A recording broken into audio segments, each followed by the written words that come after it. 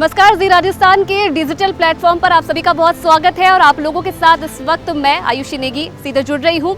देखिए, घूमना किसे पसंद नहीं है। आजकल का यूथ कहीं ना कहीं अपनी इस भागदौड़ भरी लाइफ में बिजी हो गया है और समय उसके पास बेहद कम होता है कि वो अपने लिए समय निकाल पाए, अपनी लाइफ को जी पाए, घूम पाए। लेकिन हमारे साथ एक ऐसा ही घूमने का जुनून रखने वाले एक ऐसे युवा इस वक्त मौजूद हैं जो कि पैदल ही घूमने के लिए निकल जाते हैं। एक अलग ही इनका जुनून है और अब तक ये कई सफ़र कर चुके हैं, वो भी पैदल। चलिए, हमारे साथ यहाँ पर यति इस वक्त मौजूद है। यति, बहुत स्वागत है आपका जी राजस्थान के डिजिटल प्लेटफॉर्म पर।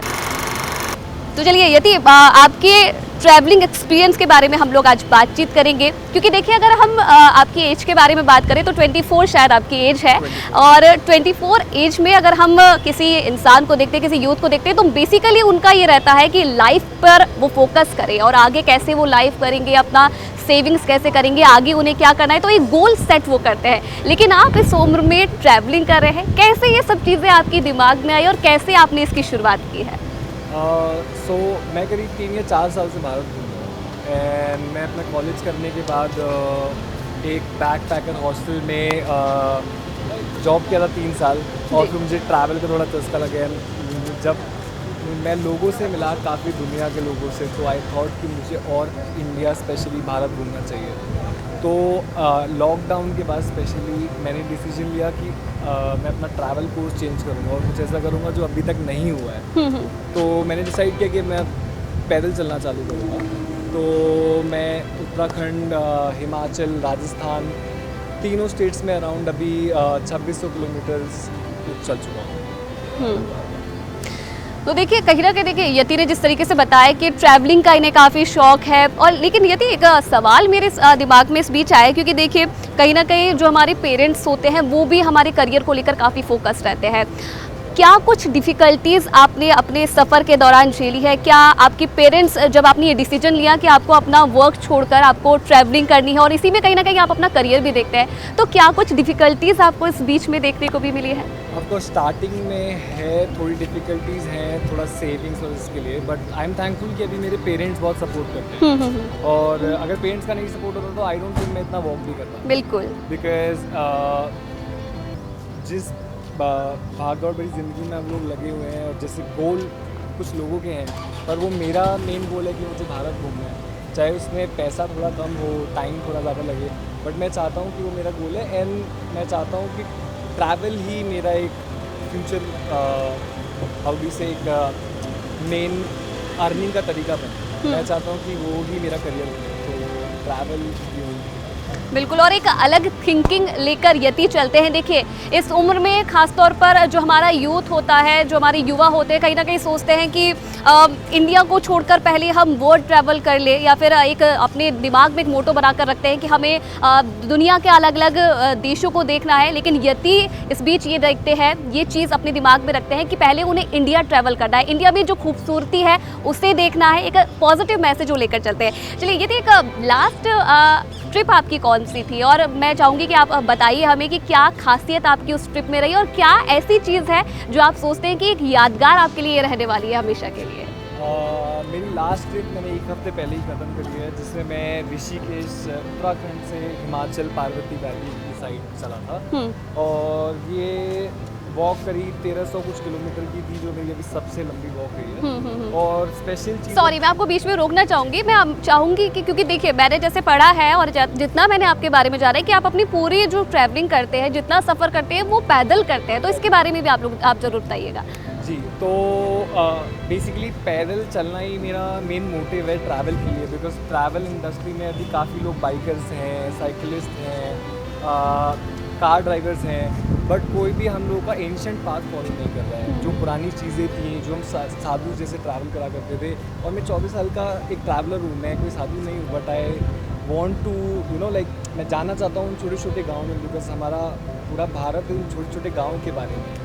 और उत्तराखंड और हिमाचल से मुझे काफ़ी सीखने को मिला, बिकॉज जो लोकल्स हैं उनका प्यार बहुत है। कैसे उनके पास इतनी कम रिसोर्सेज हैं, तब भी वो आपको हेल्प करना चाहते हैं। अगर आप पहाड़ में कहीं सुबह 6 बजे, रात के 12 बजे कहीं आप फंस डाल दो, दे आर ऑलवेज देयर, वो हमेशा आते हैं। खाने से लेके सब कुछ हमेशा उत्तराखंड और हिमाचल खड़ा रहा है। चलिए, तो कहीं ना कहीं ये टिपिकल बात थी कि क्या पसंद था। अच्छा चलिए, फूडी कहीं ना कहीं आप है, जैसे कि हमने बात जब की थी तो आपने बताया था कि आप काफ़ी फूडी है। तो क्या आपको वहाँ के खाने के बारे में अच्छा लगा? हिमाचल आपने बताया कि आप घूमे हैं, लास्ट ट्रिप आपका रहा हिमाचल उत्तराखंड, तो फूड के बारे में क्या बताना चाहेंगे? कौन सा फूड आपको वहाँ का बेसिकली अच्छा लगा? हिमाचल उत्तराखंड में एक लोकल डिश है जिसे कहते हैं सिड्डू। हाँ, सिड्डू। तो सिड्डू बेसिकली अखरोट की पेस्टिंग से बनता है और उसमें देसी घी के साथ एक चटनी बनती है और वो चटनी होती है वो बेसिकली एक घास होती है, इसका होता है बिच्छू घास, तो बेसिकली चुभती है और अगर आपके वो एक बार पैर में चुभ जाती है तो इतना बड़ा घाव कर देती है, बट वो उससे कैसे निकाल के उससे चटनी बनाते हैं, कैसे सब कुछ करते हैं। और सिर्फ ये नहीं, काफ़ी जूसेस अगर आप देखेंगे जैसे बुरास का जूस आता है तो एक फूल में से निकालते हैं, उसका जूस बनाते हैं और वो स्किन एजिंग, कैंसर, कितनी चीज़ों के लिए काफ़ी अच्छा है। और कुछ ऐसे प्रोडक्ट्स जो मतलब मार्केट में आप ढूंढने जाओगे तो नहीं मिलेंगे। हाँ। आपको तभी मिल सकते हैं जब आप गांव में जाओगे, एक्सप्लोर करोगे, बिकॉज वो गांव वाले ही खुद बनाते हैं और खरीदते हैं। और एज अ ट्रैवलर अगर हम देखें तो जब हम लोग ट्रैवल करने जाते हैं या फिर किसी डेस्टिनेशन पर हम जाते हैं तो बहुत सारा सामान हम लोगों के दिमाग में होता है कि हमें ये भी रखना है, ये भी रखना है। आप अकेले ट्रैवल करते हैं और पैदल आप ट्रैवल करते हैं और इतना सारा सामान आप कैरी नहीं कर सकते, तो क्या क्या चीज़ें आप अपने बैकपैक में रखते हैं? और हमेशा आप जो हमारी जितनी भी यूथ है उन्हें भी एक मैसेज देना चाहेंगे, सलाह देना चाहेंगे कि अगर आप अकेले ट्रैवल करें तो बेसिकली कौन कौन सी चीज़ सबसे ज़्यादा ज़रूरत की हमें अपने पास रखनी चाहिए? मैं क्योंकि एक लंबा सफ़र तय करता हूँ तो मेरे रक्सैक में काफ़ी सारी चीज़ें आती हैं। इसमें स्लीपिंग बैग, एक कैंप आता है और काफ़ी सारे कपड़े आते हैं, टॉर्चेस आते हैं, काफ़ी सारे गैजेट्स आते हैं, बिकॉज मैं शूट भी करता हूँ। बट ट्रैवलर्स के लिए स्पेशली मैं बोलना चाहूँगा, अगर आप इंडिया में ट्रैवल करें और आप एक बैग पैक करें, आपको सिर्फ और सिर्फ 20 या 25 लीटर का एक रक्सैक चाहिए जिसको लेके आप जा सकते हैं। एक लाइट पैकिंग करें, हैवी पैकिंग ना करें, सिर्फ 4 या 5 जोड़ी कपड़े रखें, उससे ज़्यादा ना रखें, बिकॉज ट्रैवल में आप उन्हें रीयूज़ करते हैं, आपको ज़्यादा कपड़ों की ज़रूरत नहीं है। तो ये एक बहुत बड़ा सजेशन है, जितना छोटा आपका बैग होगा, जितना लाइट आपका कॉम्पैक्ट आपका बैग होगा, उतना अच्छे से आप ज़्यादा चल पाओगे, उतना ट्रैकिंग स्पेशली आप कर पाओगे। तो दिस इज एन एडवाइस। और देखिए, बिल्कुल यति ने जैसे कहा है कि कोशिश ये कीजिएगा कि अगली बार अगर आप ट्रैवल कर रहे हैं तो उनका जो सलाह उन्होंने दी है कि कम सामान आप रखिए और उसे बार बार यूज़ कीजिए, इतना ज़्यादा ये बेहतर रहेगा। एक और सवाल यति यहाँ पर रहेगा, क्योंकि देखिए अगर मैं खुद की बात करूँ या फिर मैं दूसरे यूथ्स की बात करूँ तो एक आमतौर पर होता है कि जब ट्रैवल करते हैं तो बहुत सारी चीज़ें हम माइंड में लेकर चलते हैं, और चाहे कि हमें वापस से ऑफिस जाना है, वहाँ पर क्या हो रहा होगा, एक कहीं ना कहीं वर्क डिप्रेशन लेकर भी हम चलते हैं। तो इस बीच आप क्या मैसेज देना चाहेंगे हमारे यूथ्स को जो भी हमें देख रहे हैं, उन्हें क्या सलाह देना चाहेंगे कि जब आप ट्रैवल कर रहे हैं तो क्या चीज़ें आप अपने माइंड में रखें? मैं पहले तो बोलना चाहूँगा सभी लोगों को, स्पेशली जो एक हार्ड पे जॉब्स कर रहे हैं और वो काफ़ी बिजी हैं अपने ड्यूरेशन टाइम में, बहुत ज़्यादा ज़रूरी है कि वो लोग ट्रैवल करें, बिकॉज़ जैसे योगा है, म्यूज़िक है, बहुत सारी चीज़ें, इसी ट्रैवल भी एक चीज़ है जो आपको रिलैक्सेशन देता है। और ये 100% एक फैक्चुअल चीज़ है, बिकॉज जब आप अपने ऊपर एक चीज़ देखते हो और जाते हो और सुंदरता देखते हो तो आपका माइंड स्ट्रेस जो है सब कुछ रिलीज़ हो जाता है। एंड मैं चाहता हूँ कि लोग जितने भी हैं वो अधिक से अधिक ट्रैवल करें, चाहे उनको 2 दिन या 3 दिन का टाइम मिले, और स्पेशली अगर वो ट्रैवल कर रहे हैं तो उनको जगह गाँव वालों के साथ ऐसे कुछ लोगों के साथ जाके रहें ताकि उनको उसको कल्चर पता चले। क्योंकि आदमी हिमाचल जाके एक होटल में वही खाना खाएगा जो वो यहाँ खाता है, बिल्कुल, बट एक आदमी हिमाचल जाके लोकल के घर वो खाना खाएगा जो वो खुद खाते हैं। ये फैक्ट है। तो ये चीज़ मुझे लगता है कि हम लोग काफ़ी ध्यान रखते हैं। चलिए, तो इतनी सारी बातें हमने की है, फूड के बारे में हमने बात करी है, रास्तों के बारे में हमने बात करी है, कैसे यति रहते हैं इसके बारे में भी हमने बात की है। लेकिन अब एक सीरियस क्वेश्चन हो जाए यति आपसे कि देखिए अगर आमतौर पर हम किसी जगह के बारे में जाते हैं तो उसे ज़्यादा, क्योंकि आप बहुत ज़्यादा टाइम स्पेंड वहाँ पर करते हैं, ट्रैवल आप करते हैं, पैदल आप जाते हैं तो बहुत ज़्यादा टाइम स्पेंड आप करते होंगे। अब एक क्वेश्चन मेरा आपसे यह है कि क्या डिफ़िकल्टीज़ आपने देखी है, पहाड़ों पर आपने ट्रैवल किया है, क्या आपको लगता है एज अ यूथ कैसे आप देखते हैं कि अभी भी वो लोग किन डिफ़िकल्टीज़ को फेस कर रहे हैं इस नए दौर में भी, इस डिजिटल दौर में भी? जी बिल्कुल। सबसे पहले मुझे लगता है कुछ पहाड़ों के रिमोट एरियाज़ पे आज भी फैसिलिटीज़ बहुत कम हैं। जैसे कि कुछ गांव हैं और जिनको अपने गांव से नीचे आने के लिए लोगों को पालकी पे, कोई बीमार है तो उनको पालकी पे 8 किलोमीटर नीचे आना पड़ता है। जी। एजुकेशन सिस्टम इतना स्ट्रॉन्ग नहीं है, धीरे धीरे बढ़ रहा है उत्तराखंड हिमाचल साइड, बट तब भी इतना स्ट्रॉन्ग नहीं है बिकॉज वहाँ कुछ जगह पे रोड भी नहीं जा रही है। एंड लोकल्स की अगर हम बात करें तो मुझे लगता है कि लोकल्स से इंटरेक्शन करना और ये सब करना हम लोगों का पहले से थोड़ा कम होता जा रहा है, बिकॉज हम लोग सिर्फ अब पहाड़ देखने जा रहे हैं, वो देखने जा रहे हैं, हम लोग किसी जगह को जानने नहीं जा रहे हैं। जी। तो ट्रैवल का एक मेन फैक्टर फंडा है कि आप ट्रैवल इसलिए नहीं कर रहे हैं कि आप 2 दिन के लिए जाके कहीं पे रह कर वापस आ जाएं, वो आप यहाँ पे रह के किसी एरिया में कर सकते हैं, अपने आसपास के एरिया में। ट्रैवल का पर्पस ये है कि अगर आप जा रहे हैं तो आप उस चीज़ को ढंग से जानें, वो क्या है, वो क्यों है, जी। इसलिए है। और हिमाचल और उत्तराखंड में मुझे लगता है कि एक आदमी सुबह 5:30 बजे से इतनी मेहनत करता है, पूरे उत्तराखंड हिमाचल में आपको नदियाँ ही नदियाँ दिखेंगी, पर जहाँ पे उसका घर है उसको 2.5 या 1.5 किलोमीटर चल के सुबह पानी लाना पड़ता है। एक आदमी को टूरिस्टिक प्लेसेस पे भी, केदारनाथ ऐसी जगह जाने के लिए उन लोगों को नीचे से 20-20 किलोमीटर की जगह कुछ उठा के लाने पड़ते हैं, विच लाइक बहुत हार्ड लेबर है, जो आई डोंट थिंक कि किसी भी स्टेट नीचे जो है प्लेन्स है या फिर साउथ है, सदर्न एरिया है, यहाँ पे इतनी मेहनत हो रही है, बिकॉज वो खड़ी चट्टानें भी हैं और काफ़ी डिफिकल्ट होता है, स्पेशली जब बर्फ़ पड़ने लगती है। -13 डिग्री 14 डिग्री का टेम्परेचर होता है और सर्वाइव करना काफ़ी डिफिकल्ट है। तो ये कुछ प्रॉब्लम्स हैं जो लोकल्स अभी भी फेस कर रहे हैं, बट उनके अपने कुछ नुस्खे भी हैं जो वो निकालते हैं ऑफकोर्स, और वो सर्वाइव करते हैं। तो ये है, बट कुछ प्रॉब्लम है जो आई थिंक इस पर वर्क करना चाहिए। मुझे लगता है कि गवर्नमेंट को ज़रूर इन चीज़ों पर ध्यान देना चाहिए, और हमारी गवर्नमेंट शायद दे भी रही है, क्योंकि जो डिफ़िकल्टीज हमने देखी कि जहाँ रास्ते नहीं पहुँच पा रही, तब कोशिश की जा रही है कि वहाँ तक रास्ते पहुँचे। एक और सवाल है, क्योंकि आपने अपनी बात में यहाँ पर जिक्र किया है कि मौसम को लेकर भी कभी बहुत परेशानी होती है, सीजन्स को देखते हुए बर्फ़ पड़ रही है तो ऊँचाई पर लोगों को बहुत डिफ़िकल्टी सामना करना पड़ता है इसका। आपने इन सब चीज़ों को कैसे फेस किया, क्योंकि आप एक सिटी से जहाँ की लाइफ बिल्कुल चाक चौबंद वाली लाइफ है, वहाँ पर आपने कैसे कैसे डिफ़िकल्टीज देखी है वेदर को लेकर, और कैसे आपने वहाँ पर जो अपनी दिन है वो गुजारे?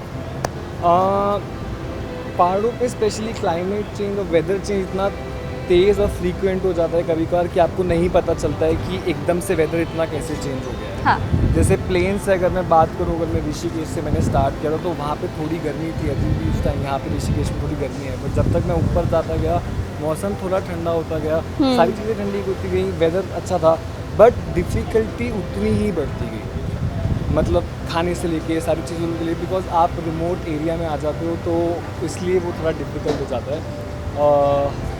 बाकी इसके अलावा तो आई डोंट थिंक। चलिए, एक और सीरियस सवाल मैं आपसे पूछना चाहूँगी, बिल्कुल यति आप माइंड मत कीजिएगा, क्योंकि थोड़ा सा सीरियस टॉक भी होना मुझे लगता है कि ज़रूरी है।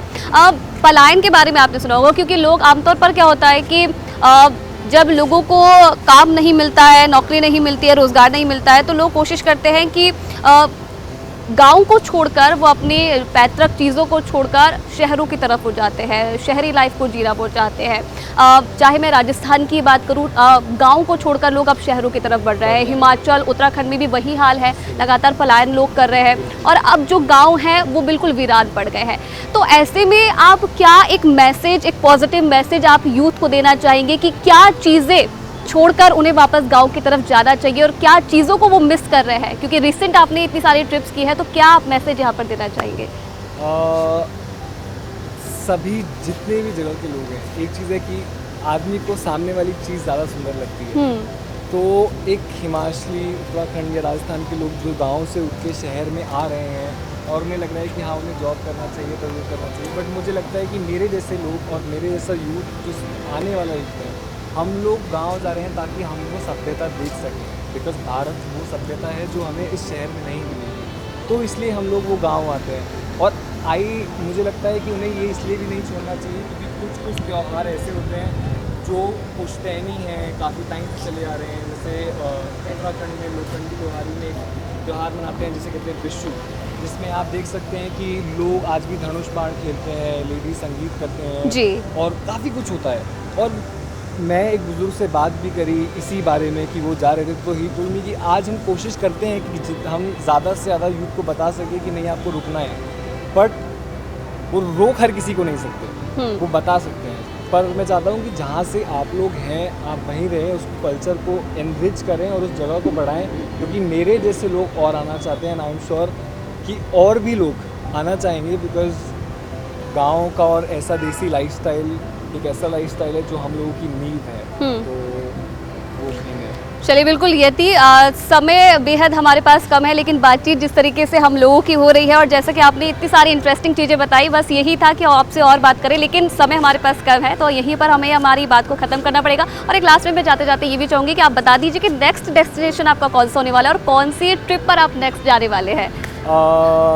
नेक्स्ट डेस्टिनेशन मैं प्रॉपर नहीं बताता हूँ, बट मैं नॉर्थ ईस्ट में कहीं जा रहा हूँ। अच्छा। नॉर्थ ईस्ट में कौन से पार्ट एक्सप्लोर करने वाला हूँ, कहाँ जाने वाला हूँ, वो अभी सस्पेंस है। मैं कब जा रहा हूँ वो मैं बता अच्छा, सकता हूँ। कहाँ पर ये हम देख सकते हैं कि आपका सस्पेंस कब आप जी, रिवील जी, करेंगे? अगर आप मुझे लाइव जर्नी में चलते हुए देखना चाहते हैं तो आप मुझे इंस्टाग्राम पे फॉलो कर सकते हैं दी अनफोल्डिंग प्ले के नाम से।